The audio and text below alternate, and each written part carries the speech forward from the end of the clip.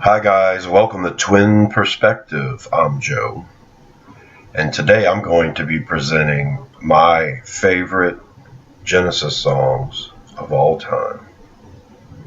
My top 25 Genesis songs. Now, Genesis is my favorite band. I loved every incarnation of them, including the original group, including from Genesis to Revelation. The only incarnation I didn't groove on was the final one in, was it 97? For calling all stations, no Phil, no Pete, no Steve. Okay. So this was hard to do because there's a big difference between Gabriel Genesis and Phil Genesis. I grew up in the 80s. I grew up listening to Phil Genesis. I grew up loving Peter Gabriel as a separate solo artist. And then when I realized he was in my favorite band, because believe me, Phil Collins and Genesis were my favorites. But I wasn't savvy enough in the 80s. I was too young to want to go and investigate, and a lot of the information wasn't there, readily available online and stuff. So when I did discover Peter Gabriel was a member of Genesis, I was stoked. And the first album I got to listen to from back in that time, two of them, I listened to the vinyl of Selling England by the Pound a lot. But before that, it was Genesis Live from 1973, I think, or 72. They were touring for Foxtrot. So those were the two first albums, my first exposure to them. So, besides live albums in the 80s, Three Sides Live by Genesis, when they did cover some old songs. They had that classic In the Cage melody that ended with Afterglow. So, they managed to pull those old songs off really well. So that was exposure for me too. So anyway, that was the way I fell in love with them. I was always a huge fan of Phil. I was always a huge fan of that sentiment that he brought, the romanticism and classic hit after hit songwriting. And Peter Gabriel, I always loved his artistic ways and how he did things differently and how he was able eventually in his career to craft beautiful, artistic, intricate hits. Never bothered me that those guys were hits. As a matter of fact, growing up in the 80s, I always thought Genesis was better than everybody else at what was going on in the 80s. So to go back and to see all of the prog rock, just added an extra layer of how good these guys really were or are, and so that's my love affair with Genesis. That gives you a kind of a grounding for the basis of this list. So I'm not a fan typically of progressive rock. I'm always impressed with musicianship, but I will love a song that is simple and has a great melody just as much as one that goes off in a million places. When Genesis decides to do off-timing things, it's impressive, but sometimes it's just not as satisfying to me. It's not as melodic. The Battle of Epping Forest was a hard song for me to deal with. I can listen to it now and groove to it, but that was a challenge for me. Whereas even, something like Firth of Fifth, which has weird timing, that timing seemed to work for me better.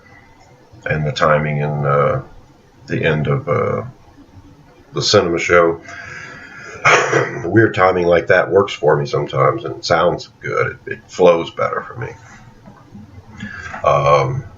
Than for, say, the towards the end of Supper's Ready, when they go into that crazy offbeat timing with the 666 thing, and that's hard for me to listen to.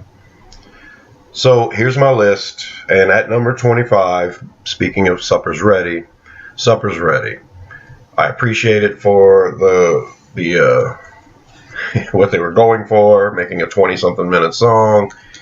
And every part of that song is great, with the exception of that bit there towards the end. It all comes together beautifully in the end. But that 666 part right before that off timing thing is just, it's not very melodic to me. It ruins the whole song. I can say it's one of their best songs because of the epic scale of it. But this is a mix of what I think are their best songs, plus, of course, what I like, my favorites. And I know what I like.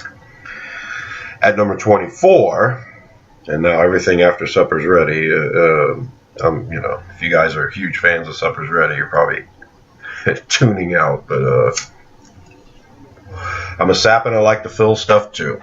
It's really hard to judge. It's really hard to compare the two, but I grew up with them. I've loved them my whole life. I've listened to them obsessively for decades now. So hopefully you'll appreciate where I'm coming from. At number 24 is Fading Lights. Now, that's from We Can't Dance, 1991. And is definitely one of the best songs on the album because they break off into the epic instrumental, long piece, which is what us diehard Genesis fans really like about the band, which they managed to do throughout their entire career. This album was in 1991. And, a lot is missing in the later Genesis because you're missing Peter and you're missing Steve Hackett. Steve Hackett was the kind of guitar player that you're not just going to go and replace. And Michael Rutherford is a specific type of guitar player, and he does things on the guitar rhythmically, and he creates these classic riffs with ease, and it sounds great, and it's a rhythmic thing, and it's a melodic thing, and it's not like Steve Hackett. Steve Hackett is more of the classical melodic with a lot of technical stuff in there, and more of a loud, resounding solos, and so they're two different guitar players. You're going to have two different styles.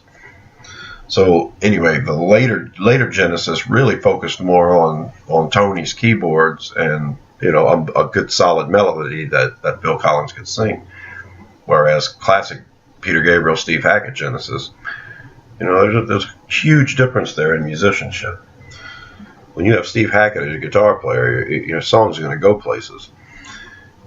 But I loved Fading Lights. I love that break off. I love the end. I love how it comes back. It's a beautiful melody. And it's at number 24. At number 23, speaking of beautiful melodies, the first Genesis song I ever really heard and loved and wanted to listen to over and over again, Follow You, Follow Me. That's from 1978. And then there were three. The first album where they were a trio.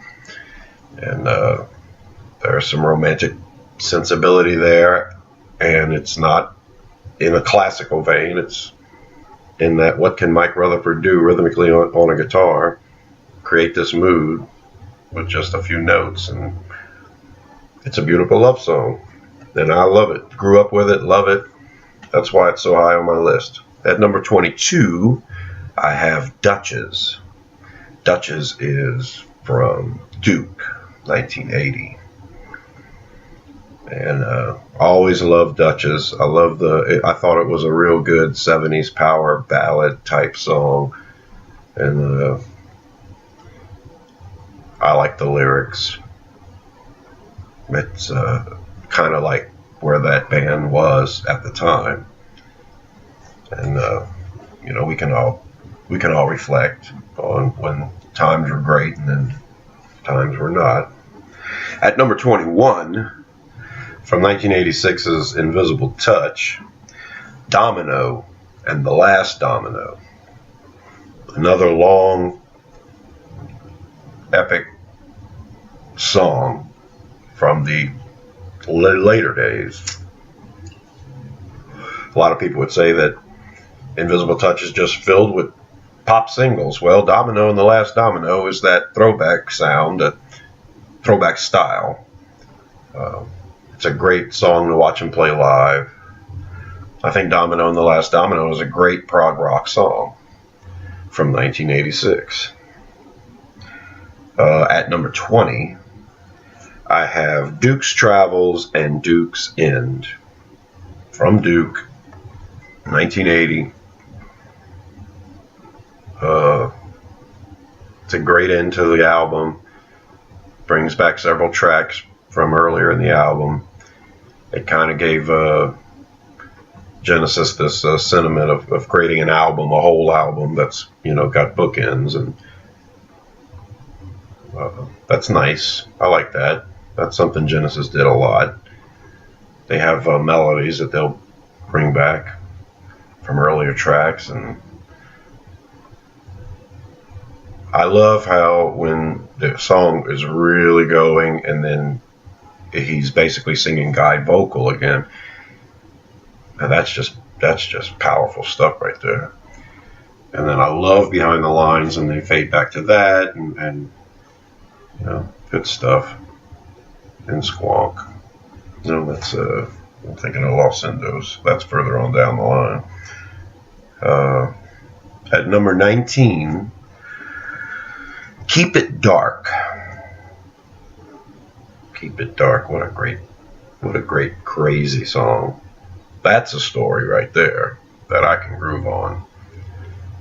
And of course, Mike being the only guitar player, it's a nice little riff that they're able to play over and over and over again. And Tony, with his musicianships, can find all the chords in the world that'll go with that riff. It's a fun song. I like the way it's produced. I love the story. That's from Abacab, 1981. Right. Another song. Is this from Abacab? Yeah. Number 18. Me and Sarah Jane. Holy cow. I love that song. The way that song is structured, the musicianship that it takes to build a poppy sounding song like it kind of can be. These guys are just better than the rest. Me and Sarah Jane is a fun song. That is a great song. One of the songs, you put that song on, no matter what's going on at whatever time, that's going to get me going. I got to be in the mood for certain Genesis. I don't think I'd have to be in any kind of mood to love Me and Sarah Jane.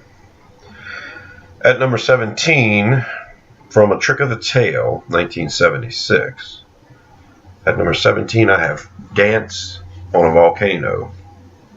That breakout song without Peter. Phil on the lead singing, and Let's See What We Can Do. And, the mid-70s, they brought a lot of different styles and flavor to that song.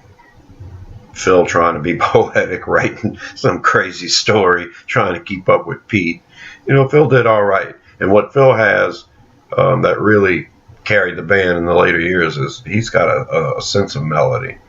He likes to scream certain notes, and Pete did that too. I just think that Phil had a way of creating a melody with the lyric that was more sensible to radio. Dance on a Volcano is a great song. At number 16, a song Tony Banks doesn't like, but I love, After the Ordeal. That's from Selling England by the Pound, 1973. After the Battle of Epping Forest, which is that crazy, weird time song that took me forever to get used to. It was always nice to fall into After the Ordeal right after. A nice, simple instrumental song. Lots of beautiful changes, classical, and it gives Steve Hackett a lot of space to play lead guitar and in a slow song, and it's beautiful. I love that. That's one of my favorite things about Genesis, when you give Steve Hackett a chance to let those notes resonate.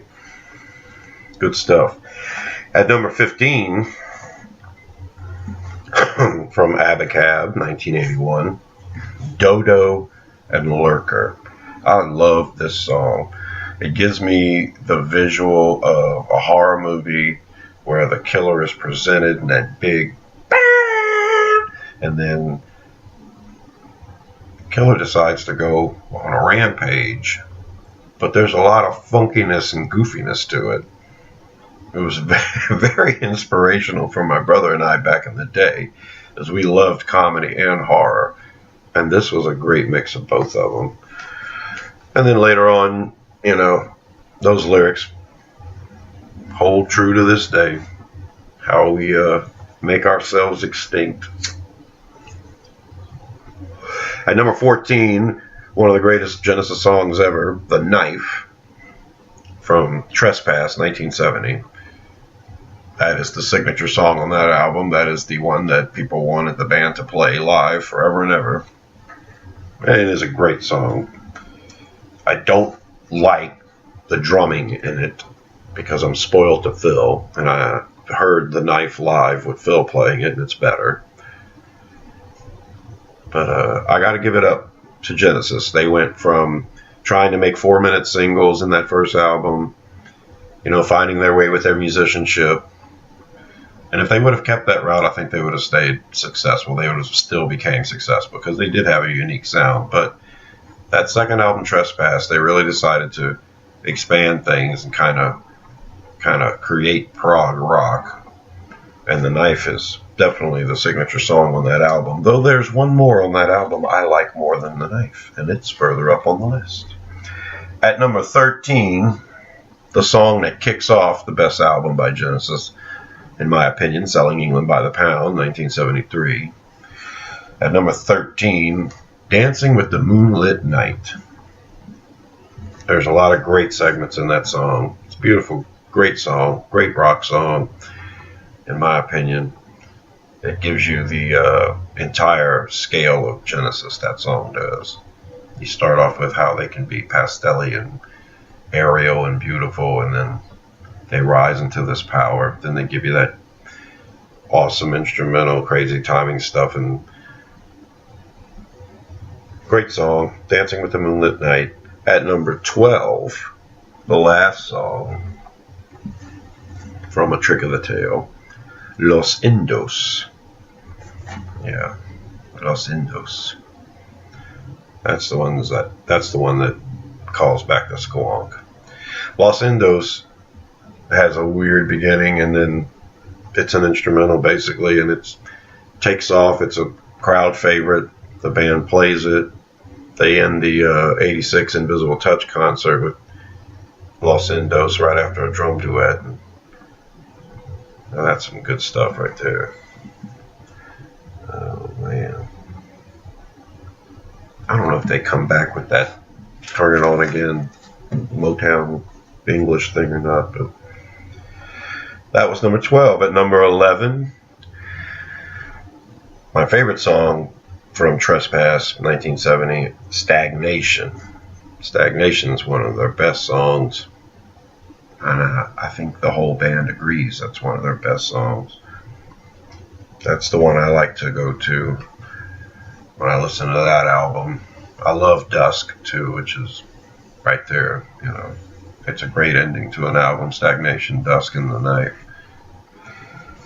Stagnation at number 11. Here's my top 10. At number 10, one of my least favorite albums, The Lamb Lies Down on Broadway. It's my number 10 favorite Genesis album, okay? Out of 15, that's not terrible. The Lamb was just weird. It was just put together weird. I didn't think it flowed very well. I love focusing on the two different aspects of it. If I want to go with the character and the story, then everything works pretty good. If I go with the music, I just got to realize that every song is slightly different and very, very complicated, but I don't know. It's just, but there were a couple of songs on there that were great, and The Carpet Crawlers to me is one of them. That's my number 10. That's a beautiful song. They redid it later. They all got together in the studio after everyone had broken up and redid The Carpet Crawlers. I love that version too. At number 9, the first song from Duke, Behind the Lines. It's a great song. I used to love playing that one on the keyboard. I'd put the live Genesis on and I'd turn my keyboard up and I'd play along with Tony, and that was fun. That song right there is a powerful, classic Genesis song, in my opinion. At number 8, from the self-titled 1983 album, Mama. And Mama is a pretty simple song for Genesis, and it creates a mood, and it's great. It's on the same level as In the Air Tonight, and I Don't Care Anymore. Mama's one of those things that you turn it up, and you just go with it. Great stuff. At number 7, the title track from Abacab, 1981. Yes, Abacab. It's a very simple song, but what that trio did was create a classic pop song, and in my opinion, it's a classic rock classic. As soon as it starts, you know what it is. You know, from 1981, that sound right there that Genesis created, and the way they were playing those instruments, and not a lot of bands could pull that off in the 80s, and they did it right out of the gate. And I really do think that there was a style in the 80s that they defined that other bands just couldn't really live up to.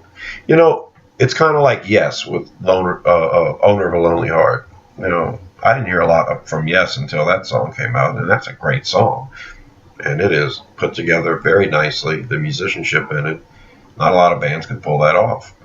Very reflective of Genesis and what they were doing, the way to structure a single, and you could tell that the band was immensely talented.